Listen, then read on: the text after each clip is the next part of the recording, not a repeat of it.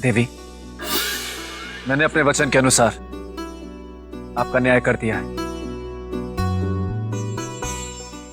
अब ये सब कुछ आपका है, इसे स्वीकार करें और मुझे आज्ञा दें।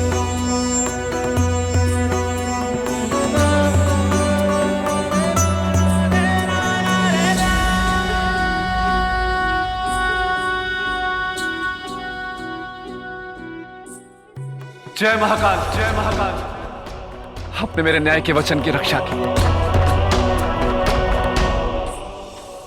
आपको कोटि कोटि धन्यवाद। राजन, आप धन्य हैं। मुझे अब ये सब नहीं चाहिए। आपने मनुष्य और पशु दोनों को न्याय के तराजू में बराबर तोला। मेरे लिए इतना ही बहुत है। मैंने आज तक आप जैसा न्यायी राजा नहीं देखा। आपकी जय हो राजन।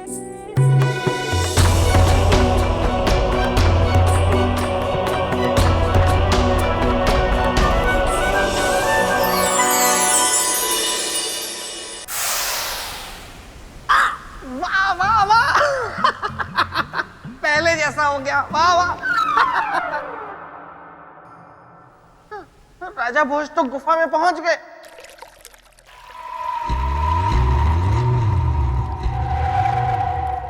महामाया, नहीं नहीं नहीं नहीं, इनके सामने मैं नहीं जाऊंगा वहां, वरना पता नहीं इस बार मुझे क्या बना देंगी। राजन, आप और आपका न्याय दोनों ही धन्य हैं। जिस प्रकार आपने एक पक्षी और एक मनुष्य के बीच समानता से न्याय किया है, उसे ये संसार सदा ही याद रखेगा। न्याय की कसौटी पर आप खरे उतरे हैं राजन। अब आप सिंहासन की ओर कदम बढ़ा सकते हैं। अरे नहीं नहीं नहीं, ऐसे कैसे सिंहासन की तरफ कदम बढ़ा देंगे राजा भोज। मैं हूं बेताल, गलने नहीं दूंगा इनकी दाल। राजन, मैं आ गया। देखिए राजन, मेरी बात मानिए, लौट जाइए। आप पहले भी 3 बार प्रयत्न कर चुके हैं, लेकिन कोई फायदा हुआ नहीं ना, इसीलिए कहता हूं मेरी बात मानिए, लौट जाइए। ठीक है बेटा। ठीक है।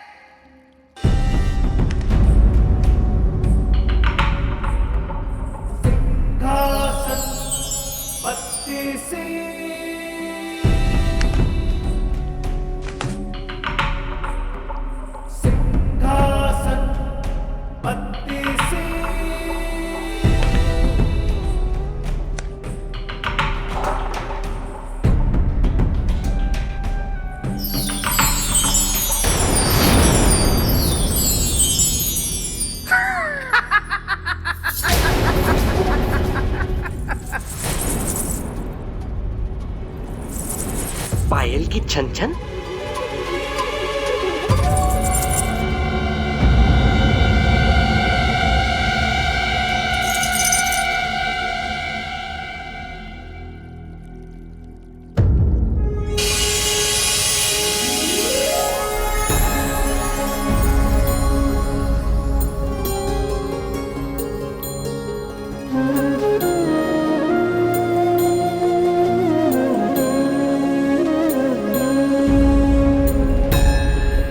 कौन है देवी आप?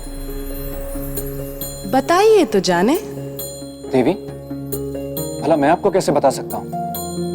मैं तो आपको पहली बार देख रहा हूँ। चलिए कुछ संकेत देती हूँ। मैं चंचल, कोमल, चितवन, रस, रूप और गंध की मैं दीवानी। आप बताइए। नहीं बता सकता देवी, कृपया आप स्वयं बता दें। ना रजनीगंधा ना अश्वगंधा, चित्रगंधा है मेरा नाम। चरित्र की पुतली होने के नाते चरित्र को परखना है मेरा काम। चरित्र की देवी चित्रगंधा, राजा भोज का आपको प्रणाम। राजन, आइए आइए आइए आइए। इस सिंहासन बत्तीसी को केवल वही प्राप्त कर सकता है जो महान सम्राट विक्रमादित्य की तरह चरित्रवान हो।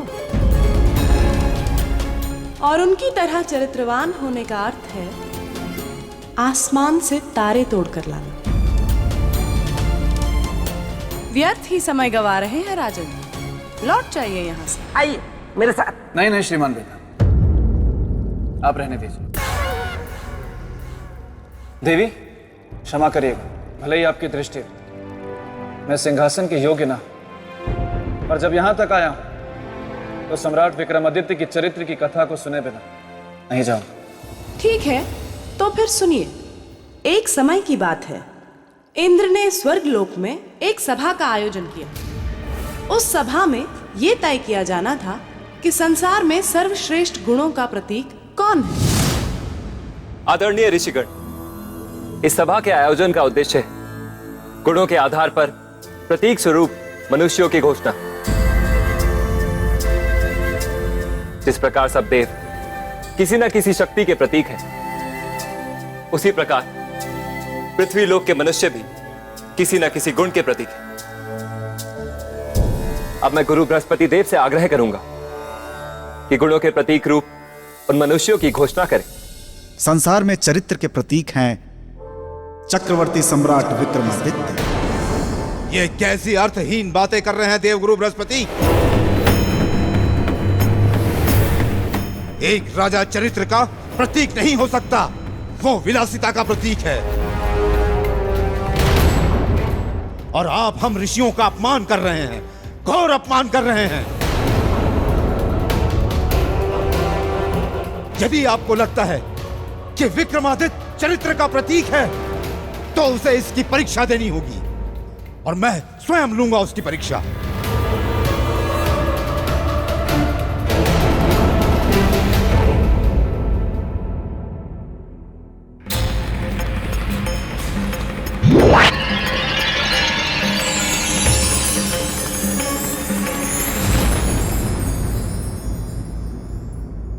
ऋषिवर, मैं अपने निर्माण का उद्देश्य जानती हूँ, और ये भी जानती हूँ कि मोहिनी की शक्ति से आज तक कोई नहीं बच पाया है। इसलिए आप निश्चित रहें ऋषि।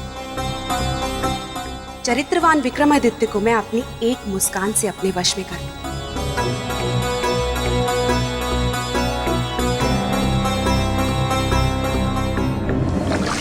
ओम सूर्य देवाय नमः। ओम सूर्य देवाय नमः। ओम सूर्य देवाय नमः। ओम सूर्य देवाय नमः। ओम सूर्य देवाय नमः। सम्राट विक्रमादित्य, आज तुम्हारा धर्म, तुम्हारी भक्ति और तुम्हारा चरित्र सब मेरे रूप के बहाव में बह जाएगा। ओम सूर्य देवाय नमः। ओम सूर्य देवाय नमः। ओम सूर्य देवाय नमः। ओम सूर्य देवाय नमः। ओम सूर्य देवाय नमः। ओम सूर्य देवाय नमः। ओम सूर्य देवाय नमः। ओम सूर्य देवाय नमः।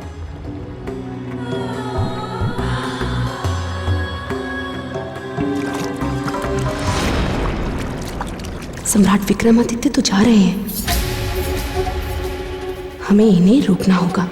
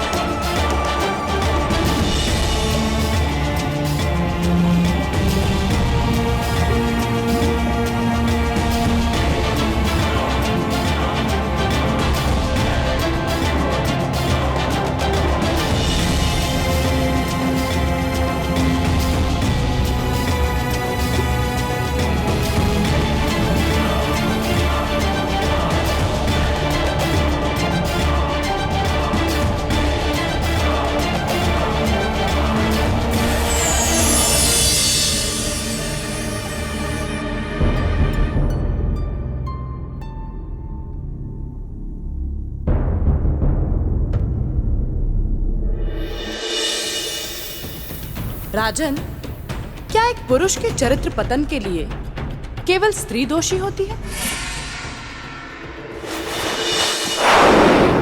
देवी, अगर आप ऐसे आसान आसान प्रश्न राजन से करेंगे तो ये उन कठिन कठिन प्रश्नों के लिए कैसे तैयार हो पाएंगे जो आप इनसे आगे करने वाली हैं? राजन, जरा इधर आइए। आगे आपसे जो प्रश्न देवी करने वाली है वो बहुत ही भयानक, भयंकर, जटिल, जड़ियल, कठिन प्रश्न आने वाले हैं। अपने सम्मान का जुलूस निकलवाने से अच्छा है यहां से निकल चलिए। घोड़ा उड़ गया है, बाहर घास खा रहा है। बेताल, तुम अपनी हरकतों से कभी बाज नहीं आओगे। तुम्हारा यहाँ रुकना ठीक नहीं है। नहीं देवी, मैं एकदम शांत रहूंगा। तुम्हारी प्रेत भूमि में तुम्हारी कमी खल रही है। नहीं खल रही है। तो राजन, क्या उत्तर है आपका? देवी, चरित्र का पतन स्त्री से नहीं, मन में उठ रही काम वासना, मद, मोह, लोभ, इन सब के कारण होता है। जिस मनुष्य ने इस पर विजय पा ली वही सच्चा पुरुष है। तो ठीक है, देखते हैं सम्राट विक्रमादित्य अपनी काम वासना, मद, लोभ पर विजय पा सके या नहीं।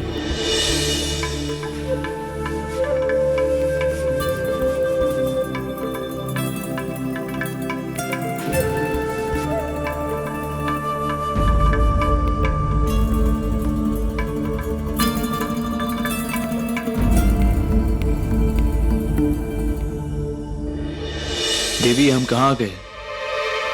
कौन से लोक में? श्रृंगार लोक। श्रृंगार लोक? हाँ, श्रृंगार लोक। और हम हैं यहाँ की रानी, रानी प्रियंवदा। हमारा आतिथ्य स्वीकार करें।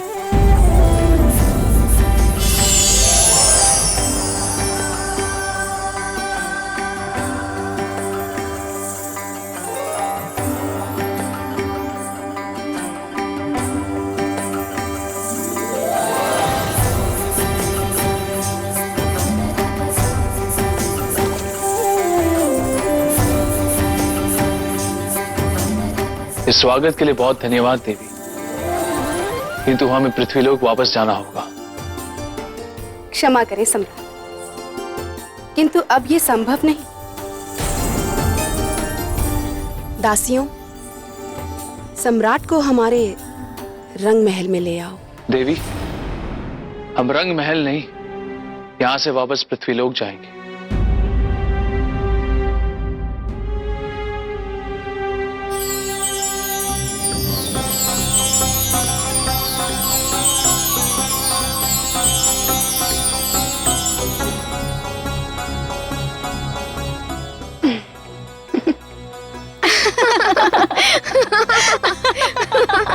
ये क्या कर रही हैं आप देवी? आपको श्रृंगार की बेड़ियों में जकड़ रहे हैं ताकि आप यहाँ से कभी जा ना पाए।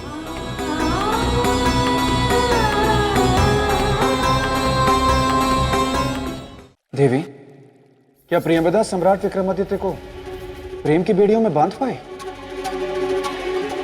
आपको क्या लगता है राजन? मुझे तो लगता है ऐसी कोई भी बेड़ी नहीं बनी है जो सम्राट विक्रमादित्य को बांध पाए। सही कहा राजा भोज। अरे जिस सम्राट को संसार की कोई बेड़ी नहीं जकड़ पाई, उसे ये श्रृंगार की बेड़ी क्या जकड़ेगी? पर यह बात इस प्रियंवदा को कौन समझाए? अच्छा होता अगर ये रूपमती होने के साथ साथ बुद्धिमती भी होती। बस बेताल, ये मैं कैसे क्या सुन रहा हूँ? क्या सुन लिया तुमने मस्तिष्क कुमार? यही कि सस सौंदर्य लेखा बस विवाह कुंडल से सस शादी कर रही है। अब तुमसे क्या छुपाना मेरे मित्र, बुरा तो मुझे भी बहुत लग रहा है, क्योंकि जब भी वो यहाँ आती थी ना तो मेरे प्रेत भूमि में रंग बिखर जाते थे। तो ये तुम्हारी शरारत थी? ये छल है, ये छल है। तुमने मेरे मित्र का रूप धरकर मुझे छला है। हाँ मेरे प्यारे बेताल, वरना ऐसे थोड़ी ना तुम गलने देते मेरे प्रेम की दाल। हाँ, मैं तो पहले ही समझ गया था कि मेरे मित्र मस्तिष्क कुमार के रूप में तुम आई हो, मैं ऐसे जाल में फंसने वाला नहीं हूँ।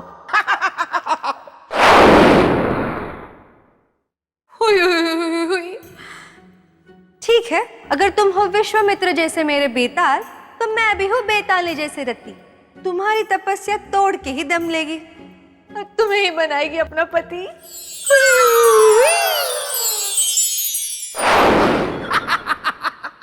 ये तो मेरी तपस्या नहीं भंग करवा पाई, लेकिन अब देखता हूं मेरे मित्र के चरित्र की तपस्या भंग करने के लिए प्रियंवदा ने क्या किया। हर संभव प्रयत्न किया गया महान सम्राट विक्रमादित्य को लुभाने का, और ले गया उन्हें रंग महल में।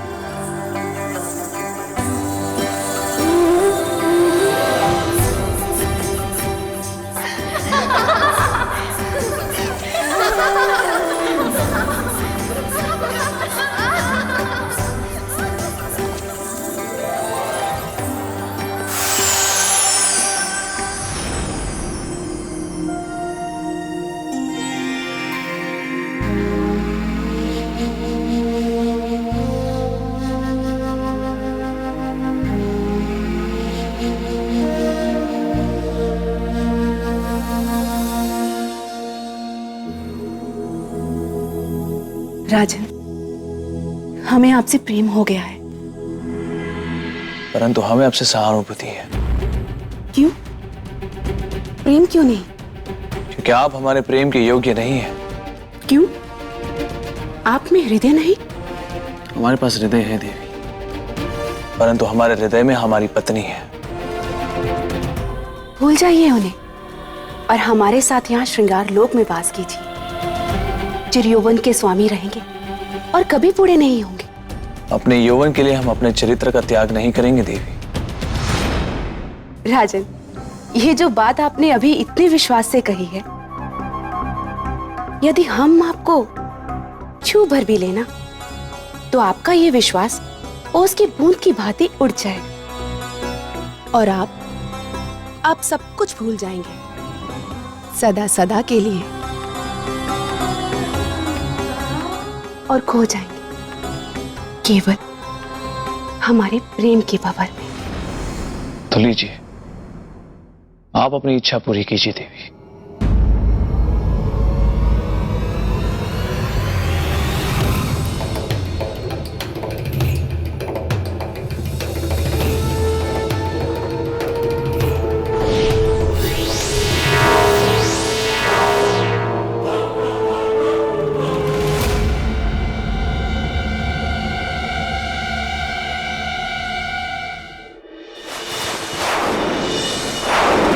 देखा राजन, पता चल गया होगा उस प्रियंवदा को कि मेरा मित्र विक्रमादित्य कोई साधारण मनुष्य नहीं है।